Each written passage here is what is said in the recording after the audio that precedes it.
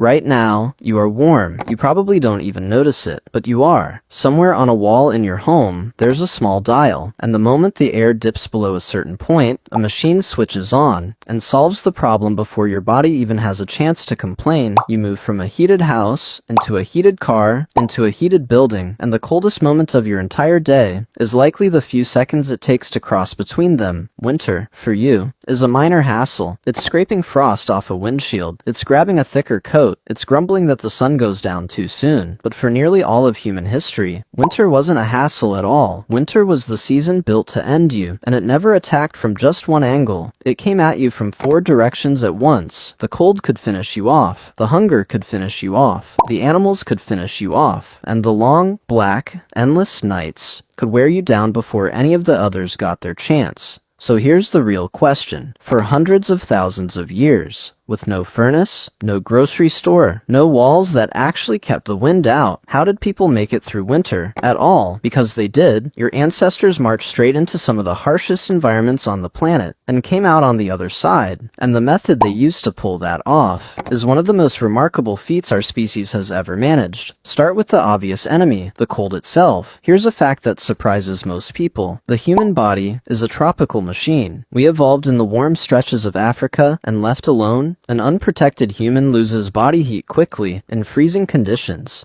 Hypothermia can set in within hours. Your fingers seize up. Your thoughts slow to a crawl. And once your internal temperature drops past a certain point, everything just shuts down. No claws, no thick coat of fur, no built-in insulation to speak of. By any reasonable measure, we're among the worst designed large animals on Earth for enduring a brutal winter. And yet, humans didn't merely survive the cold. They marched directly into it. They pushed north into Ice Age Europe, into Siberia, into regions where winter temperatures fell far below what a bare human body can tolerate. So how did they manage it? The first answer is fire, and we'll circle back to what fire meant for those long, dark nights shortly. But fire has a flaw. It only heats the side of you facing it. It doesn't travel along with you the instant you step away from the flames to hunt or gather more wood. The cold rushes straight back in. Fire, by itself, was never going to cut it. What ancient people needed was a way to keep warmth wrapped around their own bodies everywhere they went. Which brings us to what might be the single most critical piece of winter technology humans ever came up with. Clothing, but not the version you're likely picturing. For a long stretch, the assumption was straightforward. It's cold, so you drape an animal skin over your shoulders and call it done. And for a while, that's precisely what people did. But a hide slung over your back leaves openings everywhere. Wind slips in at the sides. Your arms hang exposed. It shifts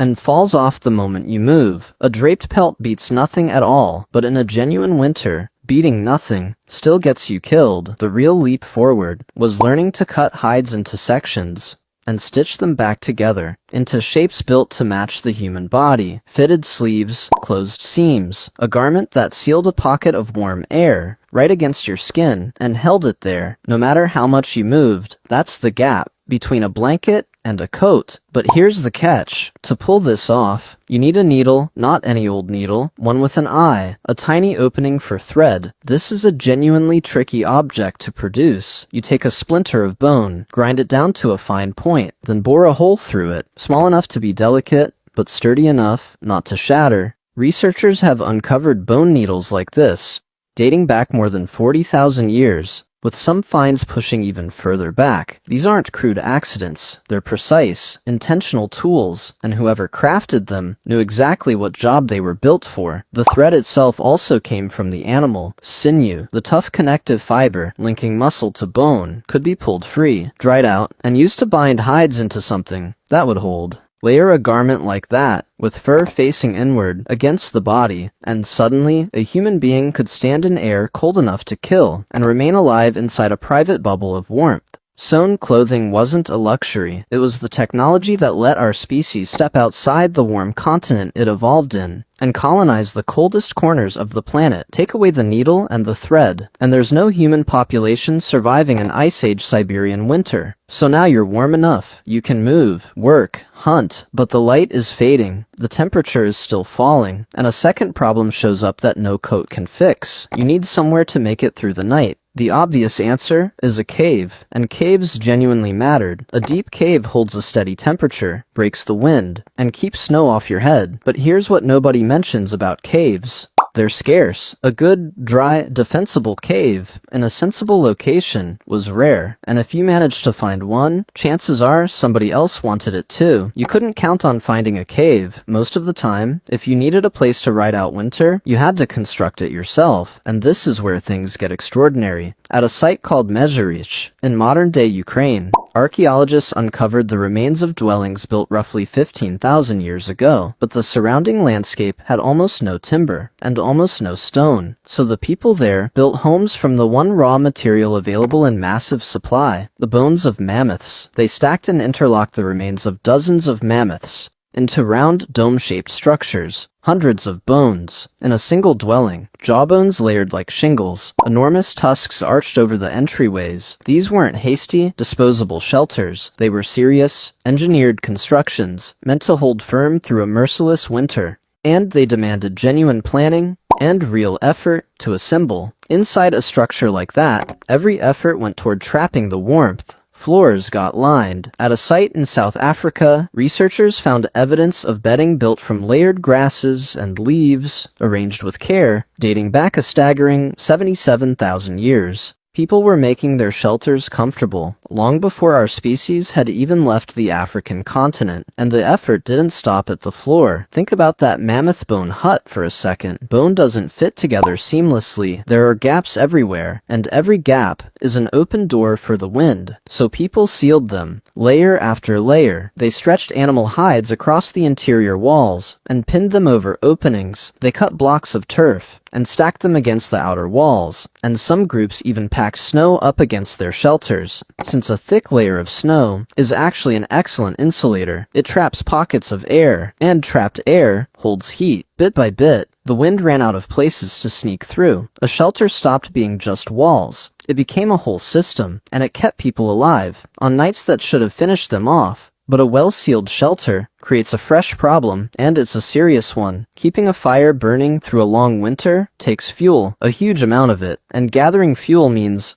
someone has to keep stepping back out into the cold, again and again, all season long. You're bound to that shelter. You can't simply wander off, which means the food you require has to either be close by or already stored away. Which leads to the third threat, and arguably the deadliest one of all, hunger. Here's a piece of winter that modern life has erased from memory entirely. In winter, the land stops producing food, plants die back, or go dormant. The berries vanish, roots become nearly impossible to dig out. Of frozen soil, many animals have either moved on, gone into hiding, or grown thin and desperate themselves. For a hunter-gatherer, winter isn't only cold, it's the season when the earth itself quits feeding you, and that turns survival into arithmetic. You have to gather enough during the warm months to carry an entire group through months when almost nothing new arrives. So ancient people became masters of food storage, and they developed a handful of brilliant methods. The first was drying. Slice meat thin and let it dry, whether in sunlight or over the low smoke of a fire, and you pull the moisture out of it. Without moisture, it can't rot. Dried meat could keep for months, and the smoke added a second layer of preservation on top of the drying itself. A rack of drying meat in autumn was, in every practical sense, a group's insurance policy against starving by late winter. The second method was turning the cold itself into a tool. Frozen ground works as a natural freezer. Dig a pit down into the permafrost, pack it with meat from a good kill, and the cold would keep it edible for a remarkably long time. Winter, the very thing trying to starve them, became the thing preserving the food that kept them alive. But the single most valuable food in winter wasn't meat exactly, it was fat. When your body is burning huge amounts of energy just to stay warm, lean meat alone isn't enough. Fat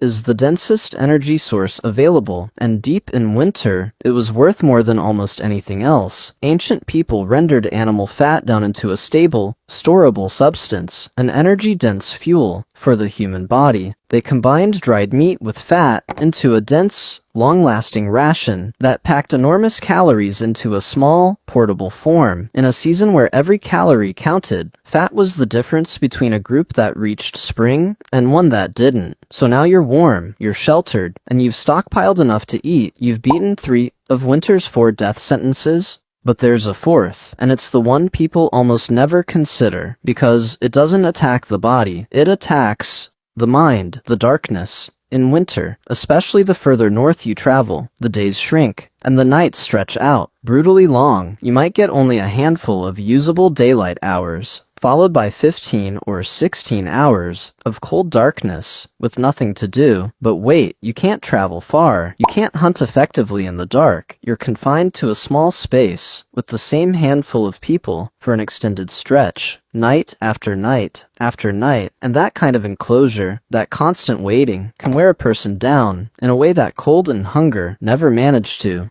But here's what ancient people did with those long, dark hours. They didn't just tolerate them, they filled them completely. This was the time for every task that didn't require daylight or fair weather. Sitting near the fire, repairing tools, shaping fresh spear points, mending clothing for the rest of the season, twisting plant fiber into cord, carving. The long night wasn't wasted time, it was workshop time. The hours when a group readied everything it would need, the instant the weather broke. And it was more than labor. Around that winter fire, in the dark, is where people talked, where the elders passed everything they knew down to the young, where stories got retold, the same tales, again and again, carrying a group's memory and knowledge across generations. A huge share of what we now call human culture, the myths, the songs, the shared knowledge, was forged in exactly these conditions. In 2014, researcher Polly Wiesner published a study examining conversations among the Jew/Hwantse in the Kalahari, finding that after dark, talk shifted overwhelmingly away from practical matters and towards stories, song, and ritual. Firelight itself seemed to change what people were willing to share. People pressed together against the darkness, keeping each other warm, keeping each other sane, keeping each other human, until the light returned. Winter didn't just test the body in a strange way, it built the mind. And when you pull back and look at the whole picture, something striking comes into focus. Winter didn't just get survived, winter shaped us. Consider it. The pressure of the cold is what pushed people to invent fitted, sewn clothing. The scarcity of caves is what pushed them to invent real architecture. The seasonal gap in food is what pushed them to invent storage and preservation, and the long, dark nights account for a massive share of where culture itself was formed. Nearly every technology that let our species spread into every climate on the planet was forged in the struggle to survive the cold. The harshest season on Earth didn't just fail to wipe us out, it made us far more capable than we had any right to be. So here's the complete picture. Winter came at your ancestors with 4 weapons, the cold, and they answered it with fire, and with fitted, sewn clothing, the night, and they answered it by constructing shelters out of whatever the land offered, even the bones of mammoths, the hunger, and they answered it by drying, freezing, and rendering food into stores that could carry a group for months, and the darkness, and they answered it by turning the longest, coldest nights into the workshop and the classroom where human culture itself was born. Every single winter was a test that a great many people failed. Survival was never guaranteed. It was earned each and every year through preparation, skill, and sheer stubbornness. And now, look at you. You turn a dial, and the room warms up. You open a door, and there's food grown on the other side of the planet in the dead of December. You complain the sun sets too early. From inside a house your ancestors couldn't have dreamed of, having never once in your life felt the specific dread of watching the first snowfall, and wondering whether you'd stored enough to see spring. You don't survive winter anymore. You barely register it, and that's not because winter got any gentler. It's because 100,000 years